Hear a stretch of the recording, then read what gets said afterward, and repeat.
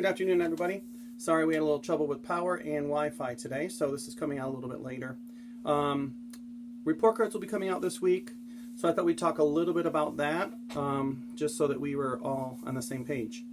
So the effort and participation key is E is excellent, great job, satisfactory.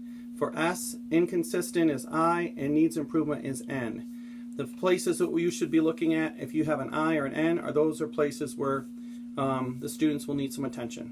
The level key, AB is for above, performing above grade level. GR is right on grade level, and BL is below grade level. Again, if you have someone on grade level, you want to maintain where they're working, and below grade level is someplace that you need to put a little extra effort in. Academic performance key, 4 is mastery, means they've got it, they're doing very well. 3 is proficient, again, very happy with 3s.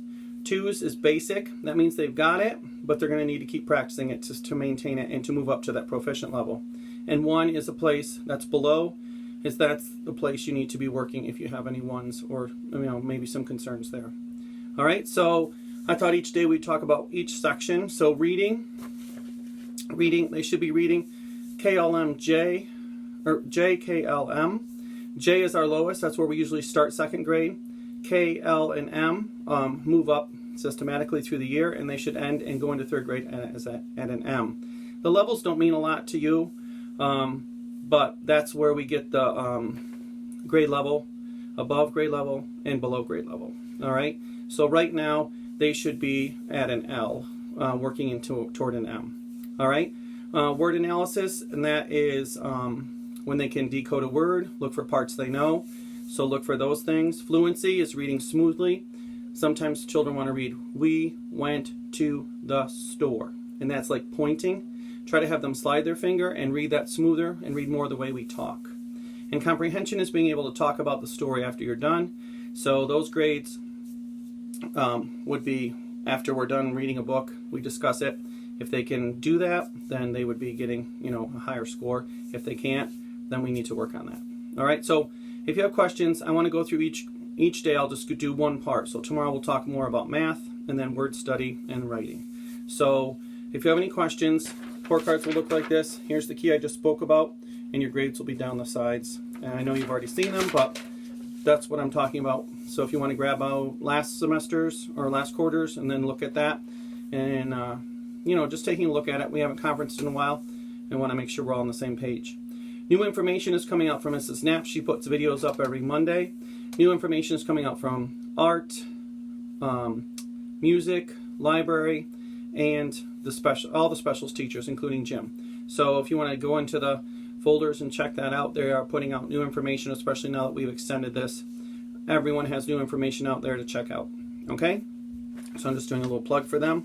And then I'll talk to the kids. I hope everyone had a great Easter. Parents and children.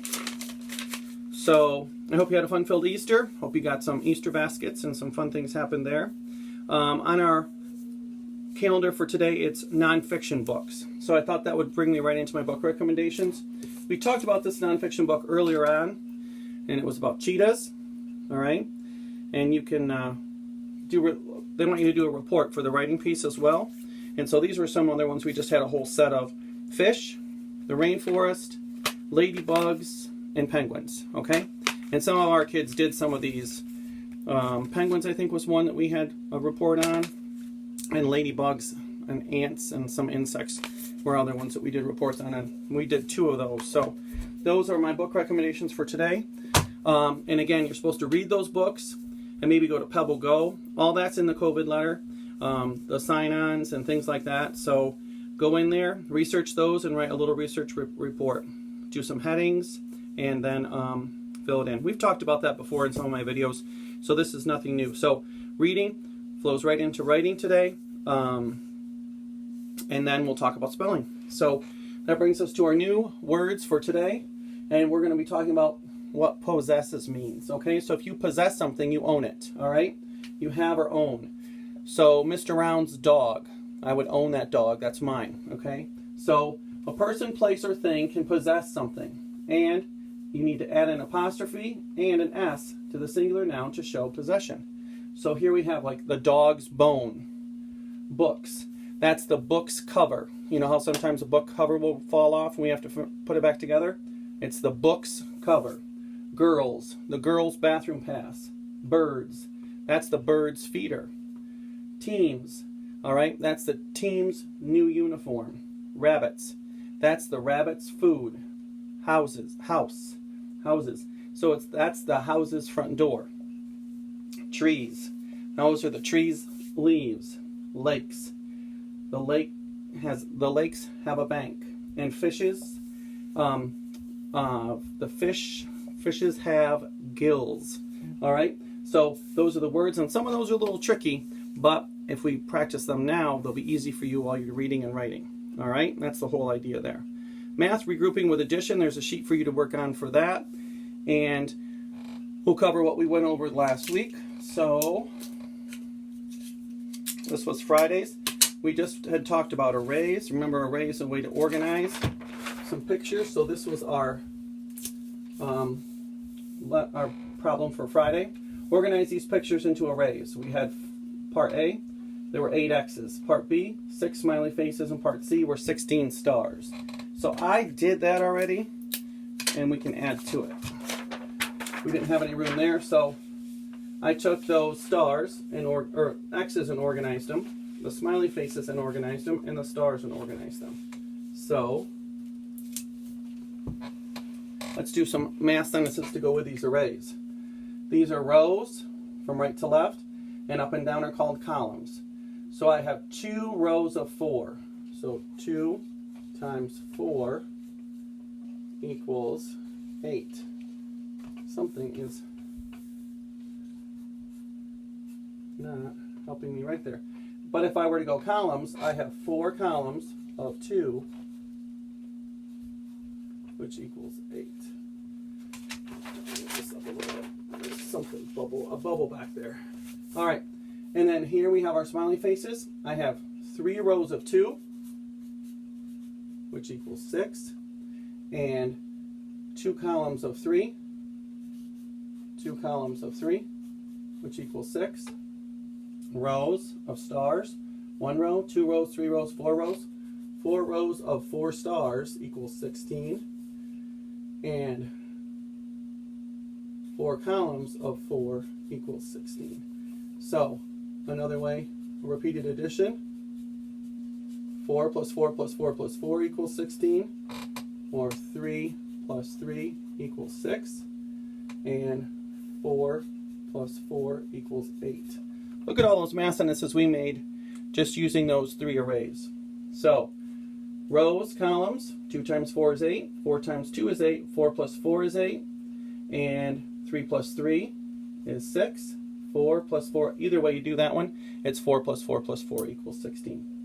I have a math problem for you to work out for today. You can post those to Remind if you'd like. So, it says Leland and Poppy, because they're desk partners. Leland had 217 jelly beans in his Easter basket. He gave 79 to Poppy. Super nice, right? How many jelly beans does he have left? RDW. So you need to read, write, and draw. So let's look and see the important parts here. Leland had I'm going to use a different color. Leland had 217 jelly beans in his Easter basket. Stop. What's important? He had 217 jelly beans. He gave 79. So if he's giving them, we're not adding to it, we're giving them away. So it's going to be subtraction to Poppy. Since you had addition to do today, I figured we'd do a subtraction problem.